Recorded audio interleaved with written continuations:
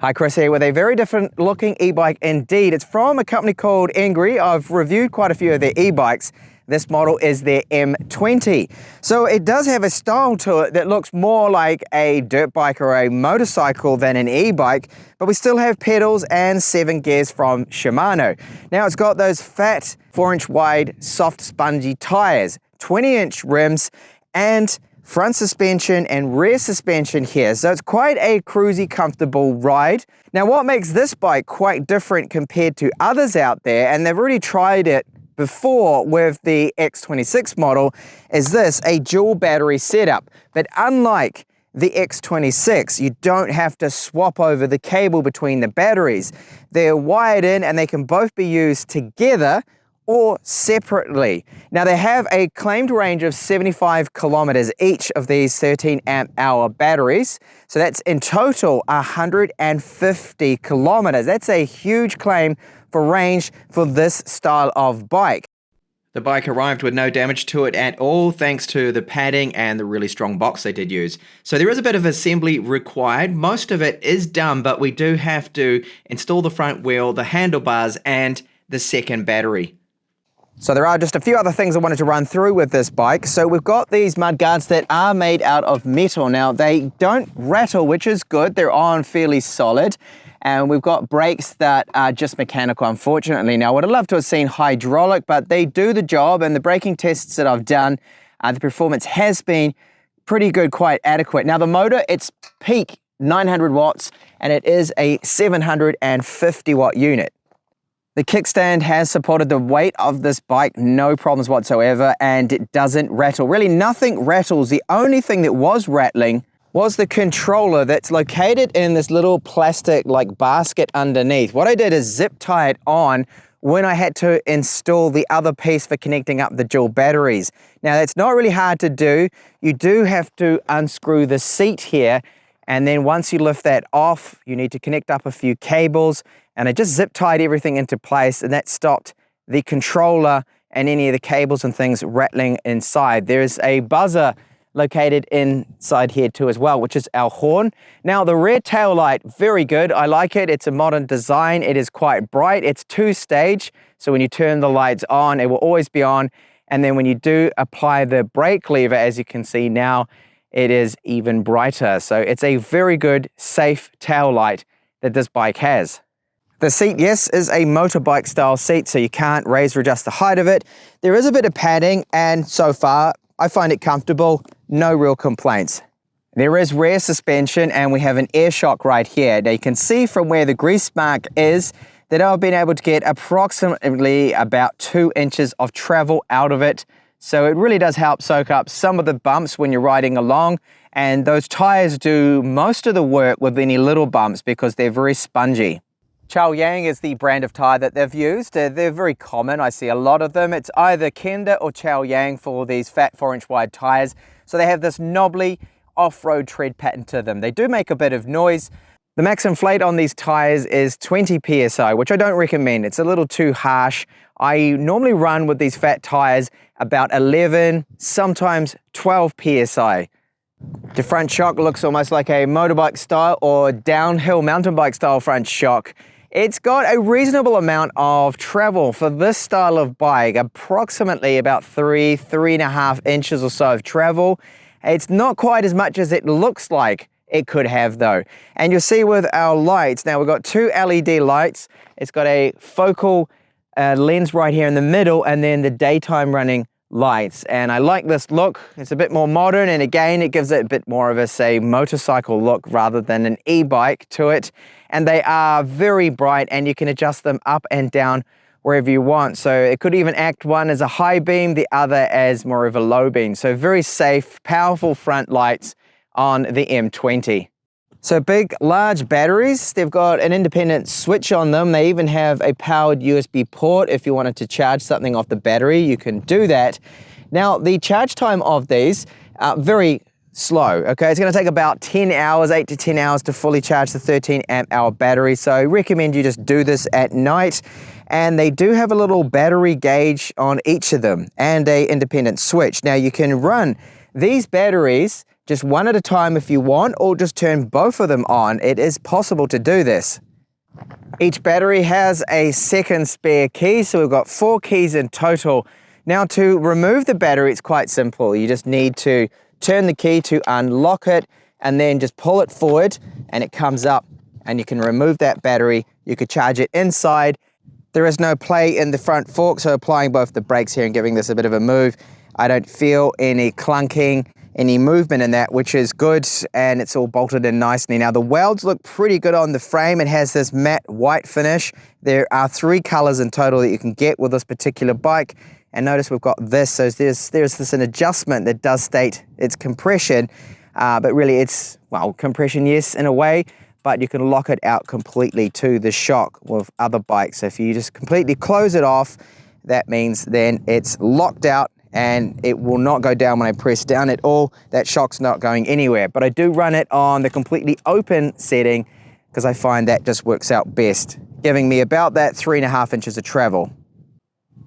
Now the brand of levers and brakes is Wuxing. I have seen this brand before and they're relatively cheap. They're nothing amazing, so it's not a real known kind of brand. They don't have lock grips, but they don't seem to spin around. So here I've got the button, so it's either on or off for the lights. That's for the front light, the rear tail light as well. A horn which is located under the seat. It's not really that loud because of its location. I'll give you a sample of it now. I've heard other horns that are a lot louder than that. And then our screen. So we've got our battery gauge, our speed. You can see the pedal assist level. So 125. My trip meter right here. So I have done 45 kilometers. I'm only just using 1 battery at the moment so I can gauge what kind of range I can get. Although I have seen this battery gauge show now 2 bars. So I'm really at about 2, which isn't too bad so far, really, for what the riding and things I've been doing on it. So pedal assist levels, these little buttons up here to go up and down. Okay, now you've got to be careful that once you've got this on 1 or above, if you use the accelerator, twist accelerator, the bike will just take off. So you must be very careful.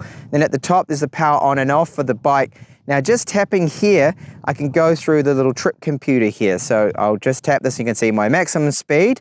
That's currently nothing because I've had the bike off before, but I did get it up to about 40 kilometers.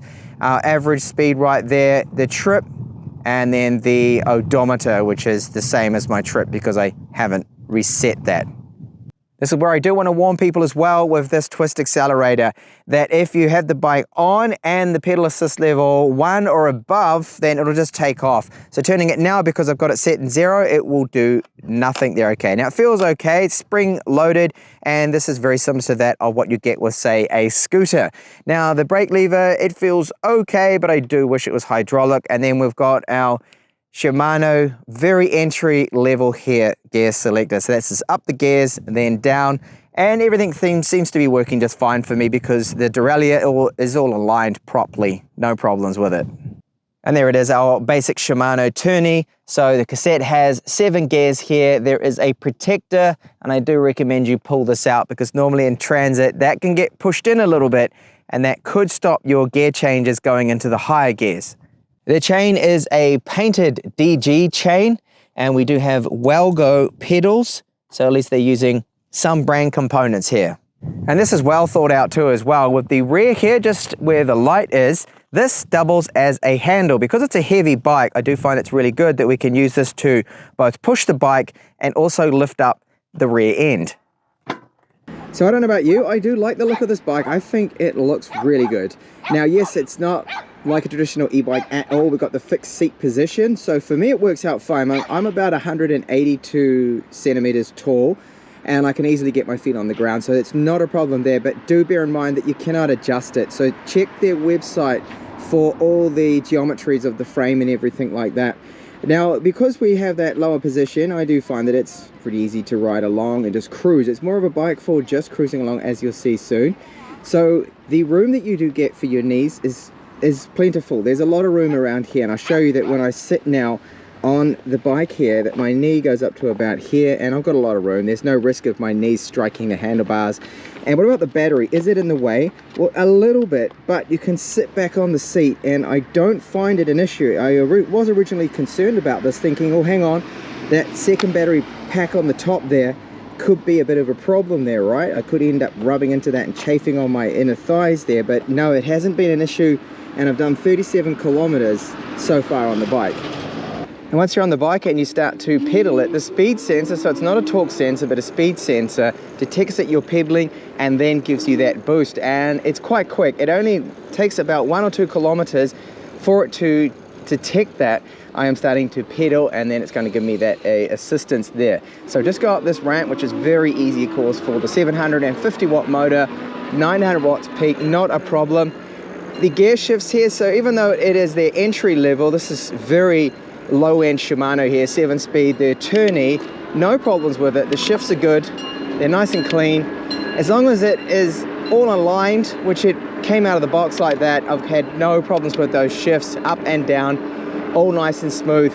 Now, just riding along here, very cruisy, very nice, smooth ride because of the fat tires, because they're nice and spongy, 4 inches, they soak up all the little bumps, and of course we have the suspension on the rear and the suspension on the front. We don't get a lot of travel, but it is better than nothing.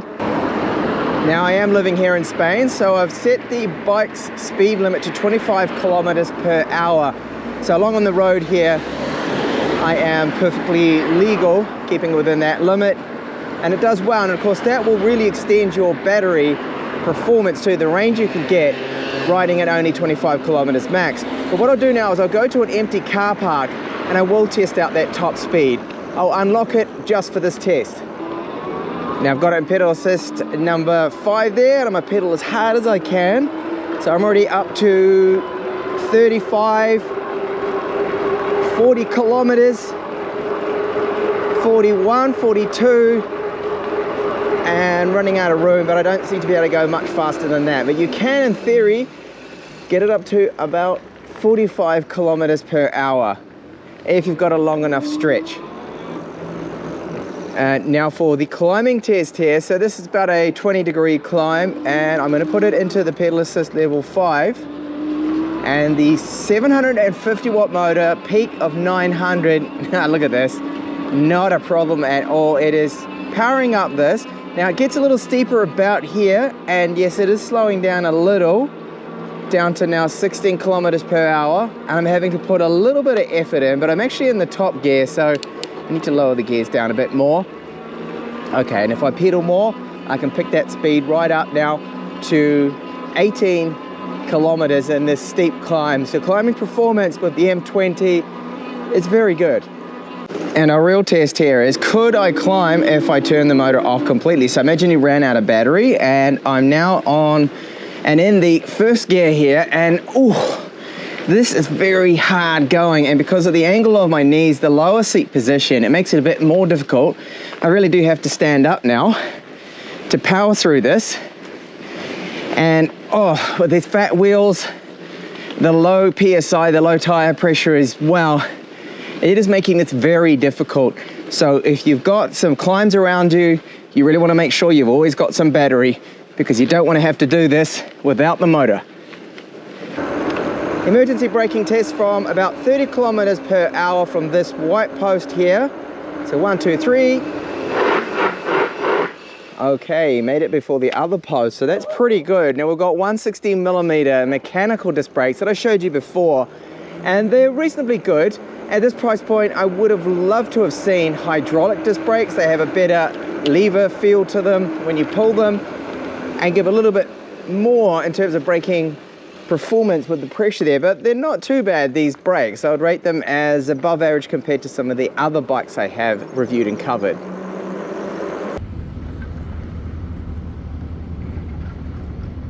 Now, despite looking like it's got a bit of a downhill front shock on it with a lot of travel, it doesn't. It's only about 2.5 inches. You can do a little bit of the rough stuff right now. So this gravel, this rocky path there that I'm going to test out, the spongy tires do most of the work soaking all of this up, and then the suspension is just helping make it a little smoother here. So it rides along all this gravel and this intermediate level kind of rough stuff here. Not bad at all. I can hear the chain clanking around, but there doesn't seem to be any rattle with the bike at all. Now that I have zip tied the controller in, to this little plastic cage. Now there's a bit of a big drop here, and it should be able to handle this just fine. So right down this, and not a problem at all. And I'll see how it's going to climb now this path up here, which there is quite a bit of gravel to it, and actually doing all right. And oh, getting a little hard now, but if you keep pedaling, you know what, it actually climbs really well, going up this like it's nothing. Very rocky path, and that'll do it for the test. So the climbing performance with this rough gravel off-road stuff here actually is pretty good, and what a fantastic day to be testing out an e-bike.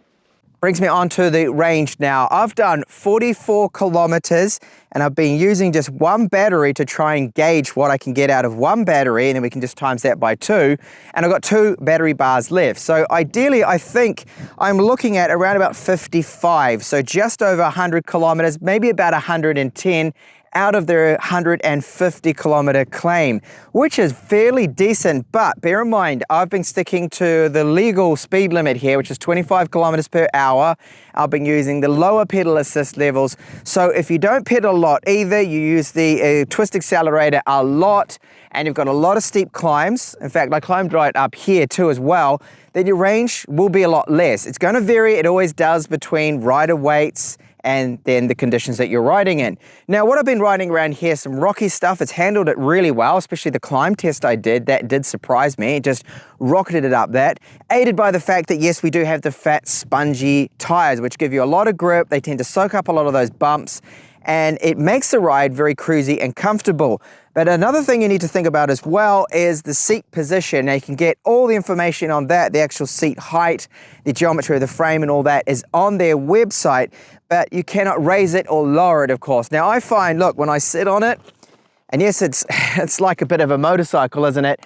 That my feet are flat and it's comfortable and it's fine, but when I'm pedaling, I wish my knees were just a little straighter and I could raise the seat up a little bit more, and that makes it a little bit more uncomfortable than normal, but it's not too bad. I can still cycle happily, at least on the flat, without having to use that battery. Now, as I demonstrated before, if you happen to run out of battery, now you've got plenty of battery performance here with both of them, then it's very hard going. It's a real struggle to go up those steep hills because it is a heavy bike. I mean, this thing weighs 30-something kilos, so it's not as heavy as the X26, which is even heavier than this model here, but it's no lightweight at all. Now, the brake lights, the front light, really good. I love the fact that the shock can be completely locked out if you wanted to do that, but it has very little travel. It's only got about, you can see where my grease mark is here that I showed you before too, around about 3 inches maybe of travel, 2.5, 3 inches. And then the rear, well, I can see that I've made probably about maybe 2 inches there of travel. So there's a bit of travel, and it does certainly help out. Now, the gears, I've had no issues. It is very basic entry-level Shimano. It's the cheaper one, the Tourney that they've got. It's okay, no real issues with it. The screen's very easy to see. Braking performance is fine, but I would like to see hydraulic disc brakes on a bike, especially around this price point. So check the link in the description of this video if you want to know the pricing of this particular bike and more information too, of course. But overall, I've really been enjoying this bike. It's a lot of fun, and if you want something that's more of a cruiser, more of like a motorcycle than an e-bike really, then it's definitely one to go for, the M20 from ENGWE. And thank you so much for watching my review here.